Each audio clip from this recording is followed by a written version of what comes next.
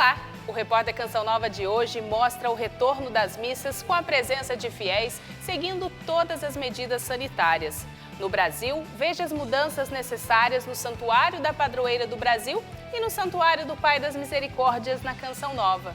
Nossos correspondentes em Portugal, Terra Santa e Roma contam como está a retomada das celebrações.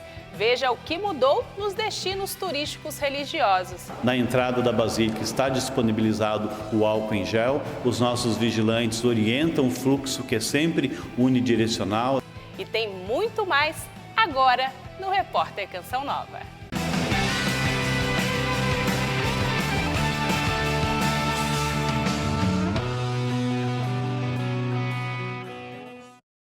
O maior templo mariano do mundo, o Santuário Nacional de Aparecida, retomou as missas com a presença de fiéis. As celebrações estavam suspensas há 4 meses por determinação da Justiça. Depois de 4 meses, as portas da Basílica voltaram a reabrir para receber os devotos nas celebrações. Os primeiros peregrinos esperavam ansiosos pelo retorno. Me sentindo muito emocionada, ao ponto de passar praticamente a noite toda acordada esperando por este momento. Porque isso eu havia prometido para a Mãe Aparecida, que eu estaria aqui em primeiro lugar esperando esta volta. A retomada teve autorização da Prefeitura da cidade por meio de decreto publicado há um mês. Mas quem visita a Basílica da Padroeira do Brasil deve seguir recomendações. O protocolo de segurança idealizado e executado pelo Santuário Nacional se baseia em normas propostas por autoridades sanitárias e religiosas, como aferição de temperatura corporal e higienização. Na entrada da Basílica está disponibilizado o álcool em gel. Os nossos vigilantes orientam o fluxo, que é sempre unidirecional. As pessoas entram pela nave leste, participam da celebração e saem pelo outro lado da Basílica, de maneira que os fluxos não se cruzam. O uso de máscara é outra exigência. Sinalizações indicam onde os devotos devem se sentar durante as missas. Cada banco comporta apenas 2 pessoas. O controle de acesso também será rigoroso. Com capacidade para 35 mil pessoas, o santuário poderá acolher no máximo 1.000 devotos por missa. Fora do horário das celebrações, a entrada não será permitida. É nessa hora que o templo ficará fechado para a higienização. No decreto municipal em vigor nesse momento, inclusive, é proibida na cidade a entrada de ônibus e vans. Somente com isso já há uma redução natural do número de visitantes. Além da retomada das missas, a visita à imagem de Nossa Senhora é um dos locais de circulação permitidos. O retorno aos demais espaços turísticos e comerciais deve acontecer de forma gradual. Tomara que seja bastante gradativo mesmo, para que a gente possa receber com segurança, receber com qualidade. Na Canção Nova, o Santuário do Pai das Misericórdias, que fica na sede em Cachoeira Paulista, São Paulo, também foi reaberto para celebrações com a presença dos fiéis, seguindo as orientações sanitárias. A preparação para a volta dos fiéis está a todo vapor. Afinal, não faz muito sentido construir um local para acolher sem a presença do peregrino. Graças a Deus estamos retornando aí com as missas, ainda com número limitado, porém felizes de saber de poder acolher o povo de Deus que vem até o Santuário do Pai das Misericórdias. Obrigatoriedade do uso da máscara, aferição da temperatura, totens de álcool em gel e demarcação dos assentos são os procedimentos adotados para garantir a segurança de cada um dos participantes. O Santuário do Pai das Misericórdias ficou sem missa presencial por quase 4 meses.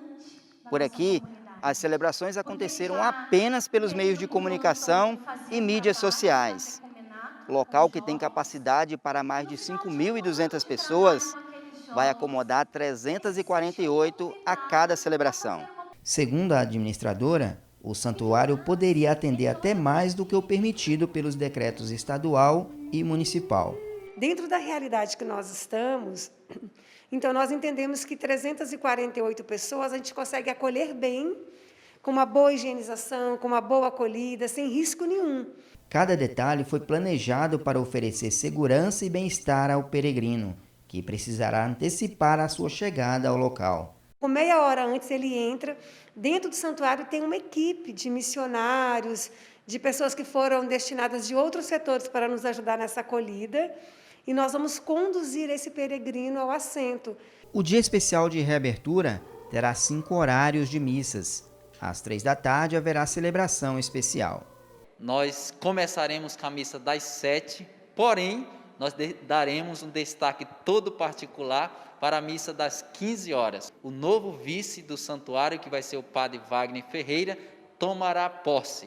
E será uma missa também de ação de graça por quase 6 anos da vice-reitoria na pessoa do padre Márcio Prado. Importante lembrar que, neste primeiro momento, o santuário funcionará com restrições para acolher o peregrino. No primeiro momento, além da participação da Santa Missa, o peregrino poderá visitar a Sala das Graças. Devido a algumas restrições sanitárias, nós não abriremos ainda os demais espaços, entre eles o confessionário. E agora, direto do coração da igreja, vamos ver como os italianos têm vivido a fé no pós-pandemia.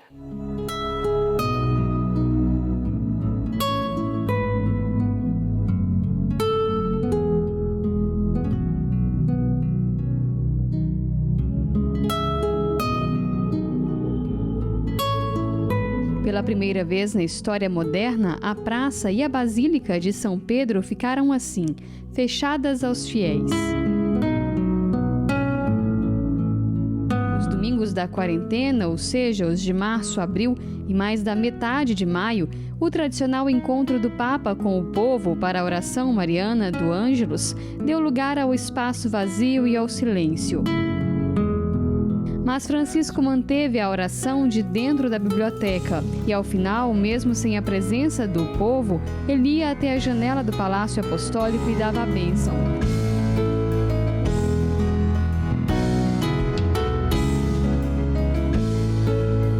O gesto se repetiu até o dia 31 de maio, quando a praça foi novamente aberta e, com alegria, Francisco saudou os fiéis. Possiamo tornare. É um piacere. Um dia especial, principalmente para quem durante a quarentena fez questão de continuar assistindo o Ângelus pelos meios de comunicação. Poder rever o Pontífice e estar ao lado de outros fiéis foi motivo de alegria e esperança. Estar aqui e ver o Ângelus na Praça São Pedro, junto com as outras pessoas, e não vendo apenas pela televisão, como fiz durante a quarentena, é maravilhoso. Nos últimos 2 meses, acompanhamos o retorno gradual dos fiéis ao Ângelus. Nos primeiros domingos, só os romanos podiam participar do encontro, já que as fronteiras da Itália estavam fechadas. Mas agora já encontramos tantos turistas, especialmente aqueles que vêm da Europa. A cada domingo, o Papa se alegra ao saudar um grupo de peregrinos que veio rezar com ele.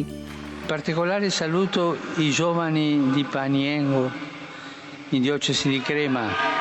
Eccolo. Rumorossi, bravo. O Ângelus é a única atividade com o povo que o Papa Francisco retomou após a quarentena. As missas na Basílica de São Pedro contaram com a participação de apenas 50 pessoas, justamente para respeitar a distância ainda exigida pelo governo italiano. Mas mesmo sendo um momento em que se vê o Pontífice de longe, lá na janela do seu escritório, quem vem sabe a emoção e a importância desse momento. Este casal mora na Irlanda e, depois de passar por uma dura quarentena no país, conseguiram fazer um roteiro de viagem e incluíram o Vaticano. Foi uma sensação assim, inexplicável, né? Eu senti essa energia, essa bênção, né, que a gente sente eu falei, época tão difícil, né, que a gente está passando, receber a bênção do Papa, né, tá tendo essa oportunidade de vê-lo, eu posso falar que é inexplicável. Estar nesse momento assim que a humanidade, o mundo vem atravessando, é um privilégio poder estar aqui e receber esse momento com ele. Eu digo assim que não tem palavras para descrever isso, é somente agradecimento. O nosso Papa, ele é muito atuante, ele é muito presente, como a gente se sente seguro, a gente sabe que tem o nosso líder, um porto seguro, é como Pedro mesmo, ele é a nossa rocha, a nossa pedra que fortalece nesse momento. Eu sinto essa presença dele. Para participar do momento, ainda é pedido para seguir algumas regras, como o uso da máscara. Os fiéis permanecem em seus grupos, mantendo uma certa distância de um grupo ao outro. Mas nada disso atrapalha a emoção de estar na Praça de São Pedro, de ver e ouvir o Papa Francisco e de junto a ele rezar pelo mundo. Angelus Domini nunciavit Mariae. Et concepit Spiritus Sancto.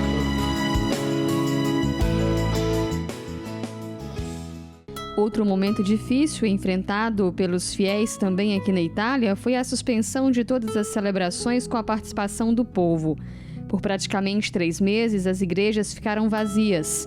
Algumas abriam as portas para que aqueles que tivessem liberação fizessem um momento de oração.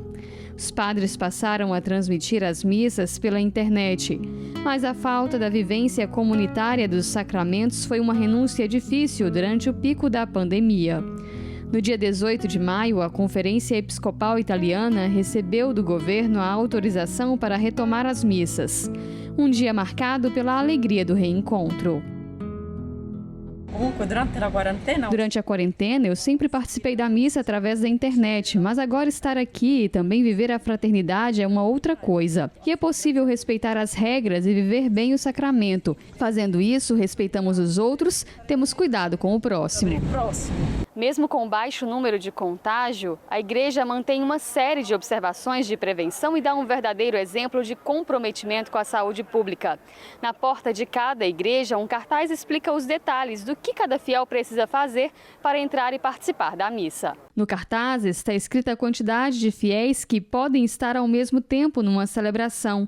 Indica ainda que não pode ter folhetos e livros de canto, que a máscara deve ser usada e que as mãos precisam ser purificadas com álcool antes de entrar. Algumas igrejas adotaram também a medição da febre de cada fiel, um serviço feito por voluntários que colaboram ativamente neste tempo de restrições. E cada pessoa assume a responsabilidade de se proteger e, assim, proteger também quem está na comunidade. Este casal de jovens lembra como foi o período de quarentena, sem poder participar das missas presencialmente. Um desafio, mas também uma riqueza, ao ver a criatividade e disponibilidade dos padres ao se abrirem aos meios de comunicação para estarem próximos dos fiéis.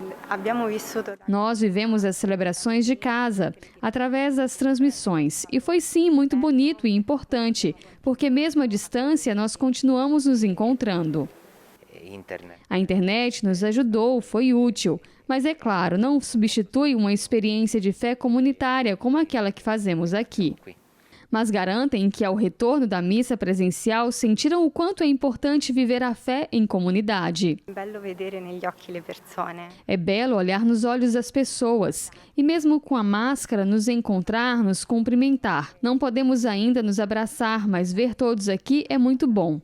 Em casa era só a tela do celular. Voltar a olhar e ver gente ao meu lado é voltar a viver em comunidade e a certeza que não estamos sozinhos. E é esse o verdadeiro sentido de ser igreja. Esse tempo nos fez perceber que a missa não é uma obrigação, mas um direito que temos e que precisamos aproveitar. Naquele período existia em nosso coração a vontade de vir à missa. Não pensávamos, que bom que não tem a missa, assim posso dormir até mais tarde. Nos fazia falta a celebração, uma experiência que queríamos voltar a viver o mais rápido possível. Padre Francesco é pároco e também faz a sua parte no seguimento das regras. Antes de distribuir a comunhão, ele e o diácono colocam máscara, purificam as mãos e vão até os fiéis para evitar a formação de uma fila. Uma adaptação que ele afirma ter sido necessária e mesmo que exija um pouco de todos, vale a pena.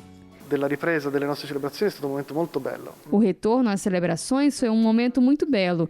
Tantos chegaram aqui na primeira missa aberta aos fiéis dizendo, finalmente. Tantos testemunharam que quando comungaram depois de tanto tempo se emocionaram e sentiram forte a proximidade de Deus.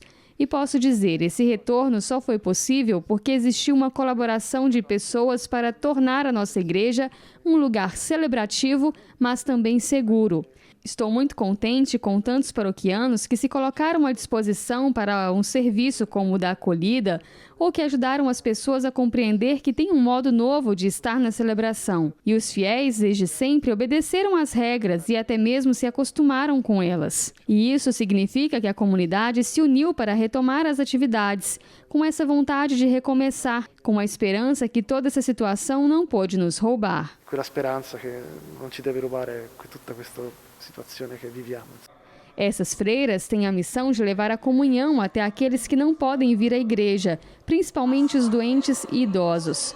Um desafio ainda maior nesse tempo de pandemia, mas que elas afirmam ser uma honra. Essas pessoas não podem sair. Nós, graças a Deus, podemos. E levamos o conforto de uma palavra. E, é claro, Jesus sacramentado. E é um dom, sobretudo, para nós poder levar Jesus e também partilhar com essas pessoas. Ser uma presença em meio à solidão que vivem. Me sinto honrada desse serviço que podemos fazer. Sendo onorata di questo serviço que possiamo fare. E não falta a esperança de em breve ver toda a comunidade reunida na igreja, podendo viver com ainda mais alegria e proximidade a grande festa da Eucaristia. Sicuramente noi stiamo andando verso questa direzione. Eu acredito que estamos caminhando para a inteira normalidade, porque precisamos mesmo. Se não podemos nos relacionar uns com os outros, a nossa vivência de fé fica falha. Se não transmitimos Deus no encontro, não tem sentido. Podemos dizer muitas palavras bonitas, mas depois isso passa. O que permanece é a experiência concreta do amor de Deus e a fraternidade. Nella comunità, nella condivisione, nella fraternità.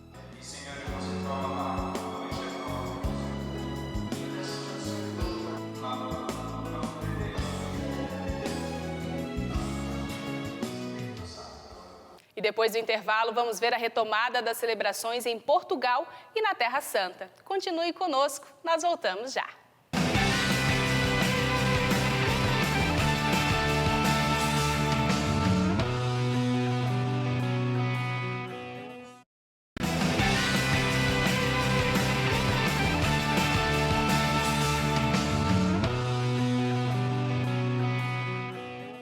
A pandemia provocada pela Covid-19 revela impactos não somente sanitários, mas também sociais, econômicos e políticos. Os efeitos também são sentidos no setor de turismo, em atividades de lazer e cultura.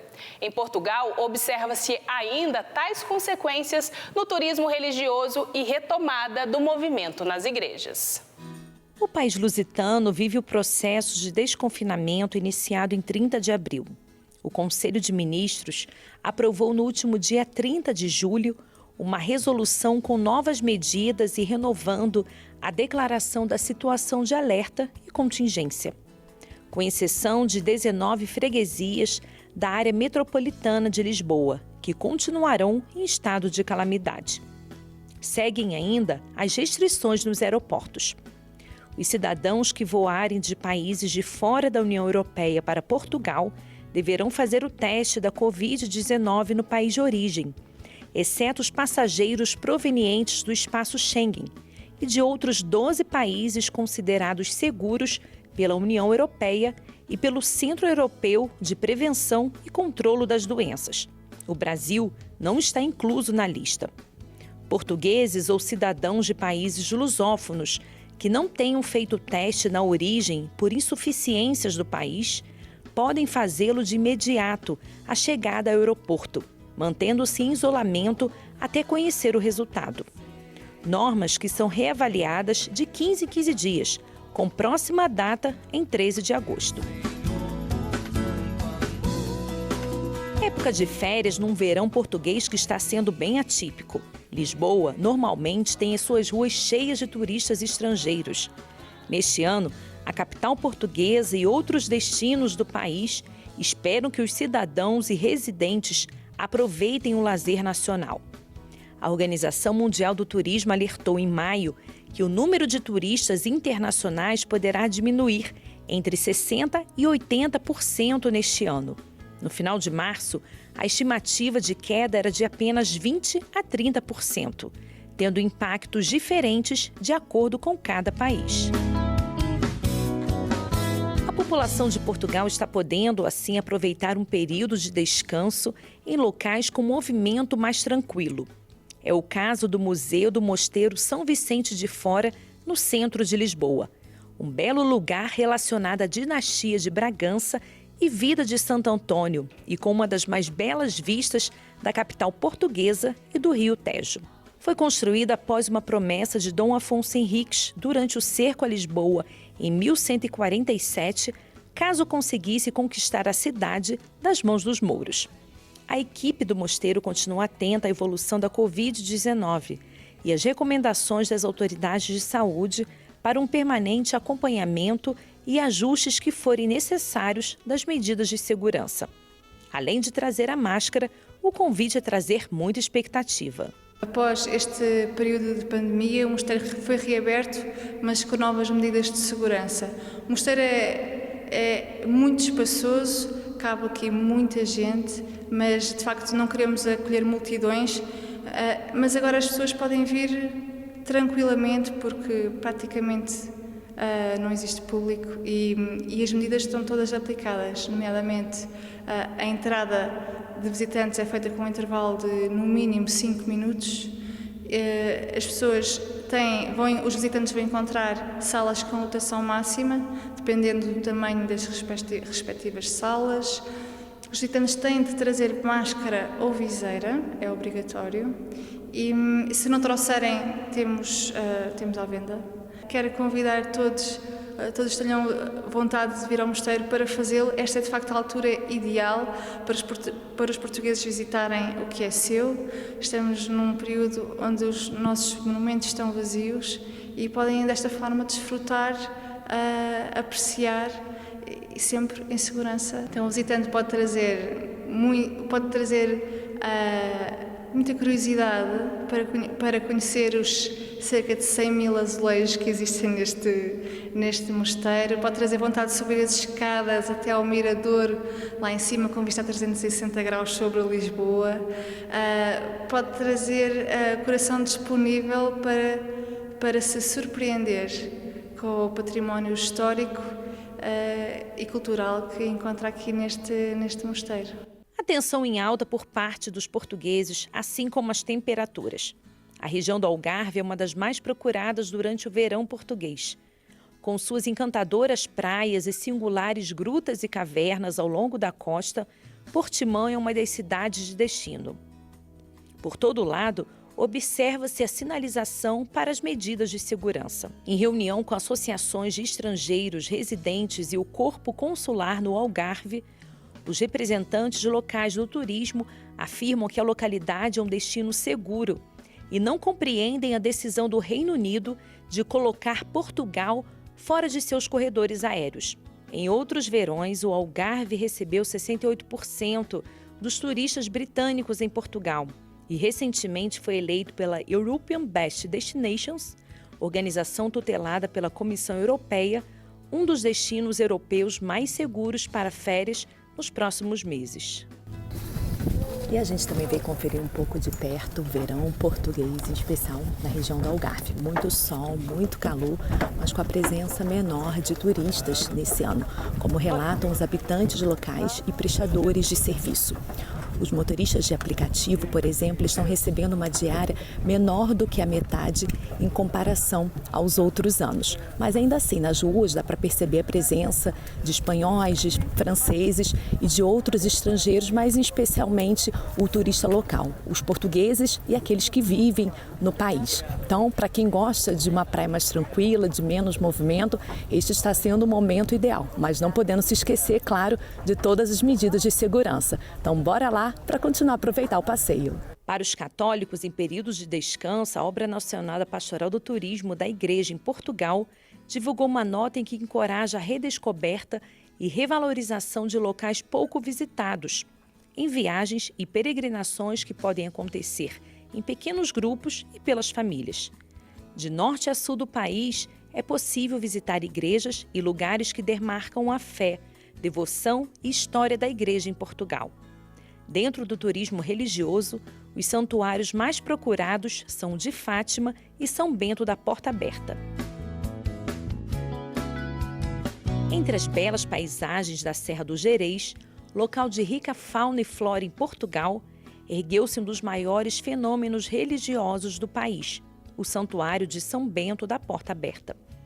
Inicialmente, pelo ano de 1615, foi construída uma ermida devido a uma necessidade pastoral, já que a localidade estava longe da igreja paroquial.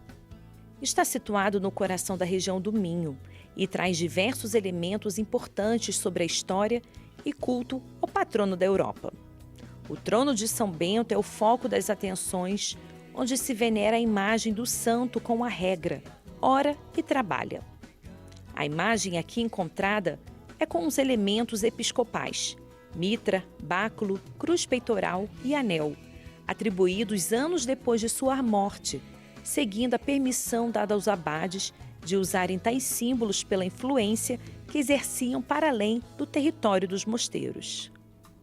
A ida ao trono, junto da imagem de São Bento da Porta Aberta, ela é caracterizada por alguns ritos um bocadinho próprios e específicos. Não é que sejam nada, digamos, também fora daquilo que é o ordinário da vivência, às vezes da piedade popular, mas situa-se muito em trazer os cravos, que São Bento cruza-se muito com os cravos. Sempre, qualquer dia que se vai a São Bento da Porta Aberta, lá tem cravos de pessoas, de romeiros, de peregrinos que trouxeram cravos, por alguma graça que pediram, quer por tirar dos cravos, que também acontece, mas por outras situações também, o oferecer dos ramos a São Bento da Porta Aberta, também daquilo que são depois os objetos em ceras, referindo alguma realidade da graça que foi pedida para a vida das pessoas, e o tocar na imagem do São Bento da Porta Aberta.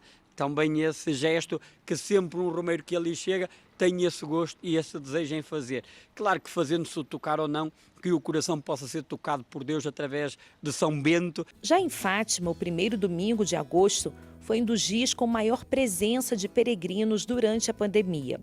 O reitor do santuário, Padre Carlos Cabecinhas, declarou que a expectativa para 2020 é de uma presença maior de peregrinos de Portugal do que oriundos de outros países. Vai demorar até se recuperar de novo aquilo que era o afluxo normal de peregrinos ao santuário. A confiança perde-se ou pode ficar abalada muito rapidamente, e há algum medo que as pessoas têm, não em relação a Fátima, ou é um medo genérico em relação àquilo que possa ser o espaço de contaminação com o novo coronavírus, e demora algum tempo necessariamente a recuperar essa confiança, mas eu penso que pouco a pouco ela se vai recuperando. Mas não tenho dúvidas que este ano vai ser um ano com muito menos peregrinos em Fátima.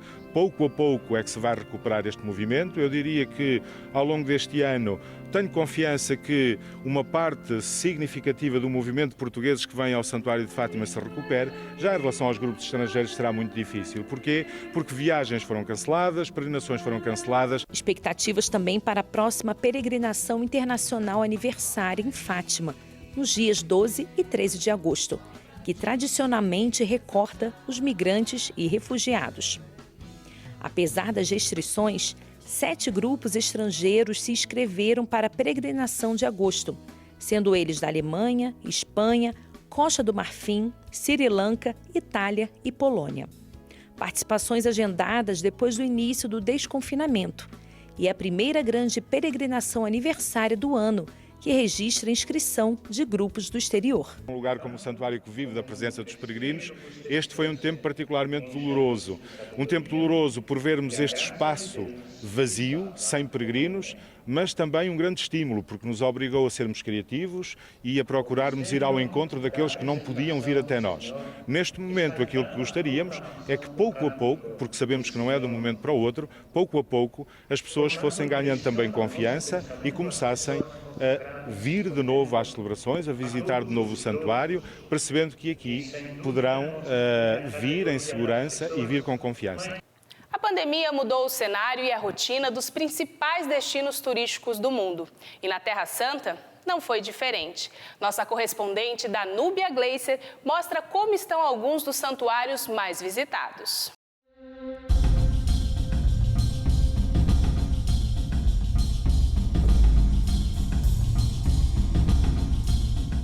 A Terra Santa teve recorde de turismo em 2019. De acordo com dados do Ministério do Turismo israelense, de janeiro deste ano, foram 4.551.600 visitantes, 10,5% a mais em relação a 2018. Uma das cidades mais visitadas foi Jerusalém. Esta é a cidade velha de Jerusalém, uma área cercada por muros. Aqui estão lugares de grande importância religiosa: o Muro das Lamentações para os judeus, o Domo da Rocha para os muçulmanos e a Basílica do Santo Sepulcro para os cristãos. Peregrinos do mundo todo já andaram por estas ruas, de maneira especial por este trajeto conhecido como Via Dolorosa, caminho onde Jesus passou carregando a cruz até o Calvário. A grande movimentação de pessoas de diferentes nacionalidades que houve o ano passado já não se vê aqui devido à pandemia. De fato, desde o início da pandemia, os santuários estão vazios de peregrinos. A grande mudança é esta: ver os lugares que eram visitados diariamente por milhares de pessoas, e no último ano por milhões de pessoas, e agora é um lugar silencioso. No trajeto da Via Dolorosa até chegar ao Calvário está o Mercado Árabe, ponto de parada para quem deseja levar algum presente da Terra Santa. Mas sem o fluxo grande de turistas, as vendas neste ano diminuíram. Devido ao coronavírus, por volta do mês de março, nós não temos mais pessoas vindo. Eles fecharam o aeroporto e as entradas. Então, não temos turistas. Em Jerusalém, podemos dizer que cerca de 40% da economia é baseada no turismo. Não temos turistas, não temos dinheiro entrando. São cerca de 1.300.000 pessoas desempregadas. Precisamos esperar até que encontre uma vacina ou que abram o país para as pessoas virem. É um momento muito difícil, é o que podemos dizer. Rezamos pela paz e para que encontre uma vacina o quanto antes. We pray for peace and we pray that they'll find the vaccine as soon as possible. Seguindo pelas ruelas da Cidade Velha, no trajeto da Via Dolorosa, está a Basílica do Santo Sepulcro, um dos locais das grandes celebrações das comunidades greco-ortodoxa, latina e armênia, que administram o local santo. Neste ano, a pandemia também levou à adaptação de medidas de combate ao coronavírus. Praticamente questo anno, visto che la pandemia ha cominciato quasi all'inizio della Quaresima in tutto il mondo. Praticamente nesse ano, visto que a pandemia começou no início da Quaresma em todo o mundo, fez com que as celebrações próprias do Santo Sepulcro, de Quaresma e Páscoa, ocorressem com um número muito reduzido de pessoas. Em algumas celebrações veio somente Dom Per Batista, o chanceler do Patriarcado, e 2 outros frades da paróquia São Salvador, e nós frades do Santo Sepulcro. Devagar foi se estendendo o número, de modo que os peregrinos, os quais não há muitos, mas os cristãos locais, as comunidades de religiosos e religiosas que estão aqui em torno, participassem. Então, teve momentos, seguindo sempre os números determinados por Israel, tivemos números de 50, 40, 30 ou 20, e por final, de 10 participantes nas celebrações. Que Israele diceva, ci sono stati numeri di 50 o di 40 o di 30 o di 20 o addirittura di 10. Com tantas mudanças devido à pandemia, algo permaneceu intacto. Praticamente la nostra routine è diventata sempre la stessa a causa dello status quo. Praticamente a nossa rotina continuou a mesma por causa do status quo. Quando a porta da Basílica foi fechada 100%, as celebrações eram internas e a comunidade dos freis que moram aqui, somos em 10, celebramos as santas missas em todas as manhãs, a procissão à tarde e também as orações à meia-noite. Aqui dentro não mudou nada. Nosso ritmo e nosso horário e nosso tempo e posto de celebrações continuam sempre iguais. Tempi e posti di celebrazioni continuavano sempre uguali.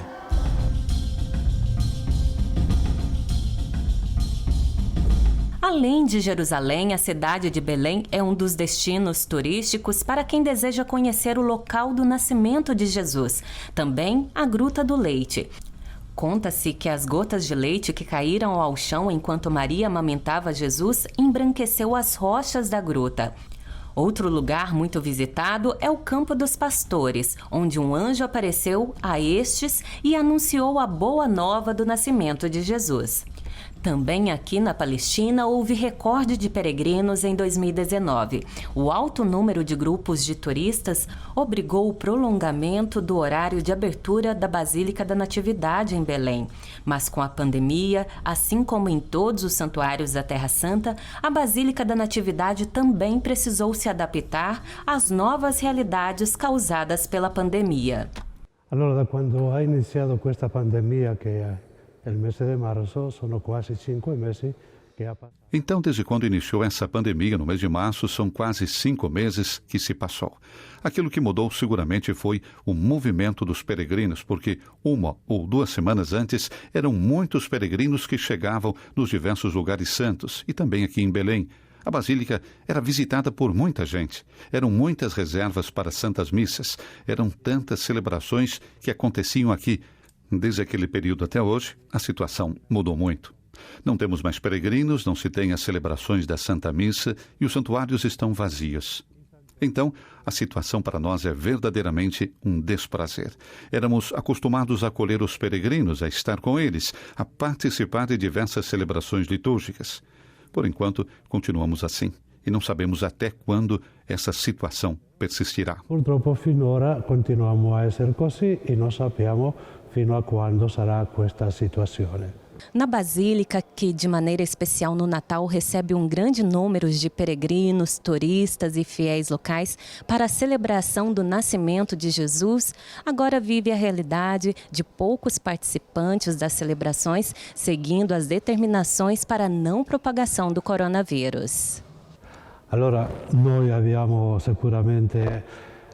preso delle precauzioni di fronte a questa situazione. Nós estamos seguramente nos previndo diante dessa situação. Sabemos que não temos os peregrinos, mas temos as pessoas locais. E com esse senso, a recomendação do Ministério da Saúde e do Padre Custódio é que temos que usar máscara, utilizar por segurança o distanciamento social e lavar as mãos. E só podemos acolher na Igreja da Natividade, no Santuário da Gruta do Leite e no Campo dos Pastores. Somente 30% de pessoas. Não pode ser 30 ou 60, enquanto a situação não mudar. Pastori soltanto al 30%, non può essere né al 50 né al 60 finché la situazione non possa cambiare.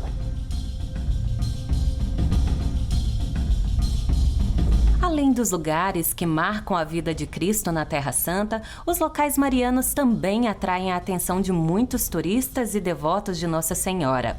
Em Nazaré está a Basílica da Anunciação e, bem próximo a ela, a igreja dedicada a São José, que guarda o local onde morou a Sagrada Família. Na Basílica, as celebrações desde o início da pandemia têm sido realizadas com um número pequeno de fiéis por causa das medidas restritivas ligadas à pandemia.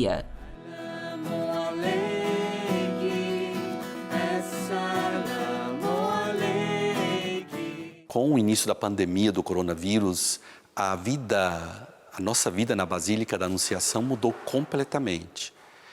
De um grande número de peregrinos de muitas partes do mundo, com tantas missas todos os dias, hoje nós temos somente a comunidade local, os frades que celebram e as missas da nossa paróquia latina.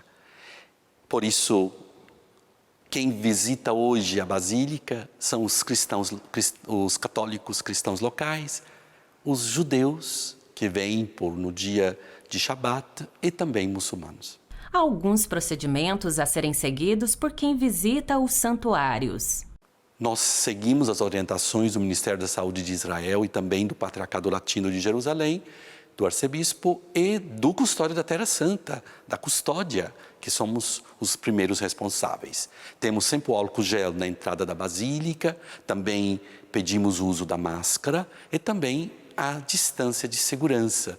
Então, essas são as precauções que nós tomamos também durante as nossas celebrações. Sem a presença de peregrinos e com o número de participantes da celebração reduzido, a missão de levar a Terra Santa a todos se intensificou. Com a pandemia, a Basílica da Anunciação continuou a missão de enviar as celebrações da Basílica para o mundo católico, para as TVs católicas do mundo, com a ajuda da TV Canção Nova, que manda não somente para as TVs católicas, mas também para o Facebook, para o YouTube e outras redes sociais. Temos as celebrações durante a semana, temos a adoração todas as quintas-feiras, também a Fiacolata, a procissão luminosa, o sábado, e na terça-feira o Rosário, em honra a São José. Além do Ângelus, todos os dias, a meio-dia, na Gruta da Anunciação. Dobbiamo cercare di far arrivare ai pellegrini. Devemos procurar fazer chegar aos peregrinos a mensagem da Terra Santa e, certamente, a grande parte da mensagem que temos enviado a eles são as mensagens dos santuários. Que os peregrinos, de alguma forma, possam se unir a nós em oração e possam continuar vindo de forma virtual e imediata, sendo peregrino e se unindo a nós. Por exemplo, por meio das celebrações que transmitimos diariamente da Basílica do Santo Sepulcro. Que trasmettiamo regolarmente dal sepolcro. Mesmo neste tempo de incertezas, o que nunca muda é a esperança. Eu credo que sia importante tenere. Eu creio que isso é importante, assegurar nesse momento que se mantenha viva a esperança dentro das pessoas. Saber que, mesmo que haja momentos de dificuldades, que na história, de modo cíclico, infelizmente se repete, esses momentos de dificuldades também serão superados. É importante a mensagem que aqui dos lugares santos se transmitem, deste ponto de vista próprio, para que se possa manter viva a esperança. Proprio per tener viva a esperança. Depois do intervalo, vamos conhecer o trabalho de 2 casas de missão da Canção Nova. Voltamos no instante.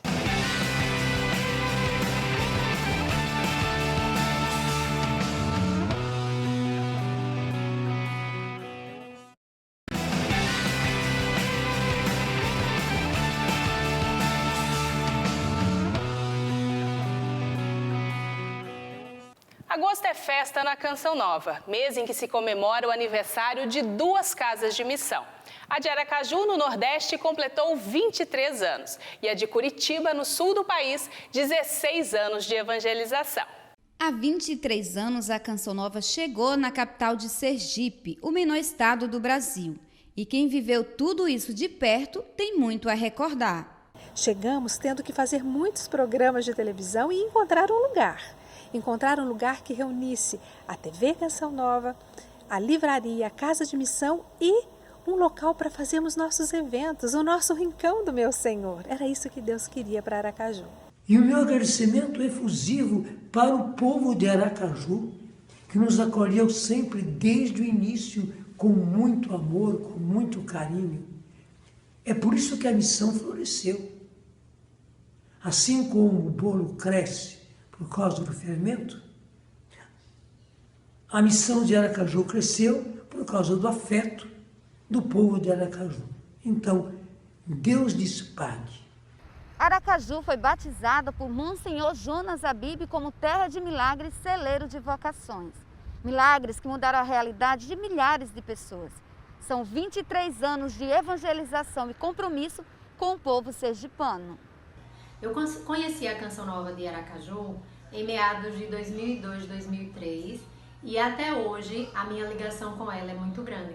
Eu hoje sou voluntária, sou porta a porta e acredito nessa obra de Deus. Eu louvo e agradeço a Deus pela vida de cada um de vocês, por cada um missionário, por o sim de cada um de vocês, por todas as bênçãos, por todas as graças que eu alcancei em cada encontro. E este ano não podemos celebrar juntos, mas unidos na certeza que no coração de cada sócio, arrecadador, voluntário, porta a porta e missionários, há motivos de louvor e de celebração. Os frutos desses 23 anos da Canção Nova aqui em Aracaju é uma bênção, né? Então tem muita gente envolvida, o povo de Deus que faz parte dessa história. Então a gente celebra com o povo de Deus, por causa do povo de Deus a gente não pode deixar de celebrar. 23 anos de muita bênção, porque a Canção Nova é uma bênção. Para mim, como jovem, como aracajuana, é uma alegria muito grande poder fazer parte dessa família. Certamente, as minhas melhores experiências com a Canção Nova é servindo nos acampamentos. Canção Nova de Aracaju, feliz 23 anos e que venham muitos e muitos anos pela frente. Na centralidade do encontro está a pessoa do Espírito Santo, alma da igreja e força dos homens, protagonista da evangelização. O nosso primeiro sentimento é de gratidão à Canção Nova pelo trabalho preciosíssimo que realiza nas terras sergipanas, mas também no Brasil e em grande parte do nosso mundo. Parabéns, parabéns, parabéns. É a maneira efusiva de eu dizer a vocês de Aracaju. É uma missão muito querida. Também porque ela aconteceu, porque Deus nos concedeu a nossa primeira e única geradora de televisão. Em Cristo somos mais que vencedores.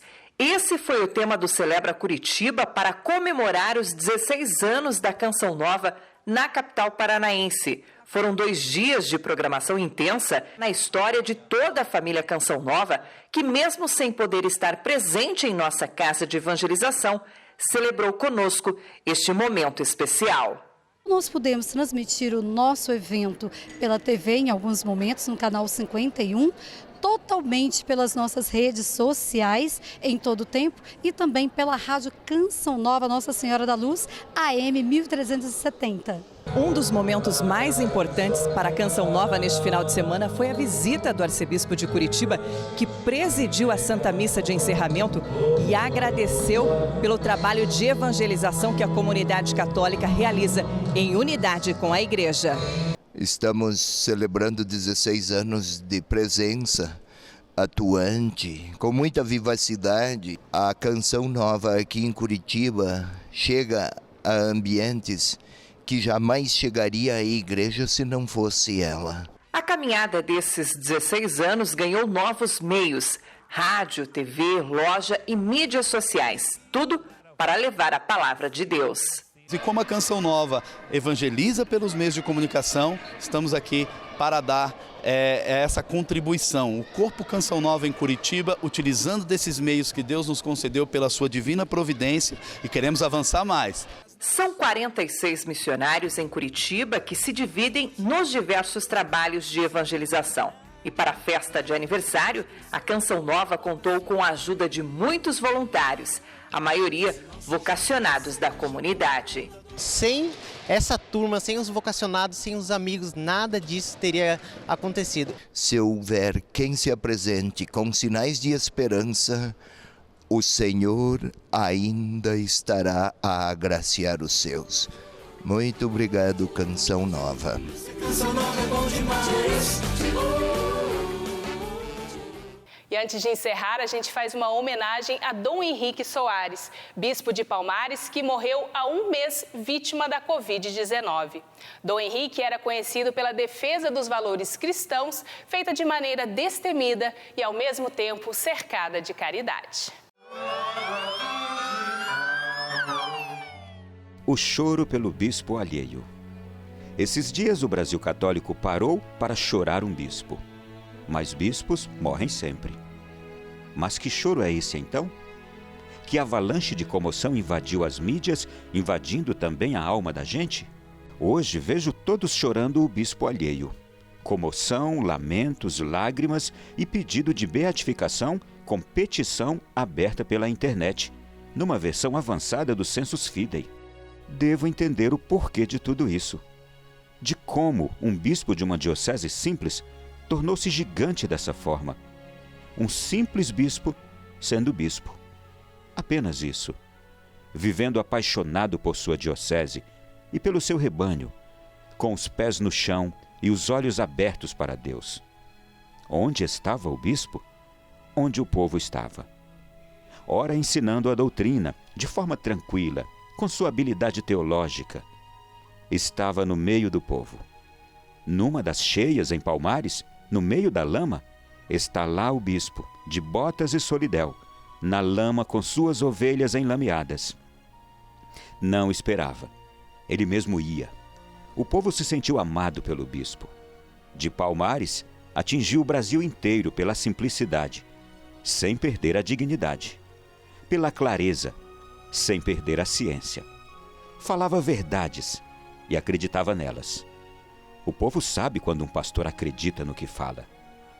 Não tinha vocação para cargos, nem tampouco brilhava em seus olhos a fome de carreira a galgar. Queria levar Jesus às almas e as almas a Jesus, somente. E o povo, carente das verdades da fé, sucumbindo nas trevas dos achismos ideológicos e dos teologismos, foi atrás da água mais pura.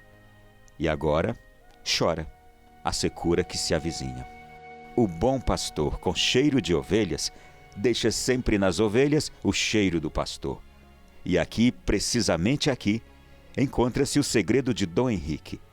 Deixava no povo o cheiro, o perfume, o suave odor de seu episcopado. Aqui o segredo que atrai gente de todo o canto, de todas as partes, de todos os lados. E nós, os eclesiásticos, com humildade, aprendamos a deixar em nossas ovelhas o cheiro do pastor. E assim seremos também amados, lembrados e talvez chorados, porque terá valido a pena ter estado aqui. Chorai, sinos de Palmares, chorai, porque morto é o bispo, mas o perfume do seu episcopado continua por aí, nas ovelhas daí e de outros prados. Chegamos ao fim de mais uma edição, agradecendo a sua companhia. Deus abençoe a sua semana e até domingo que vem.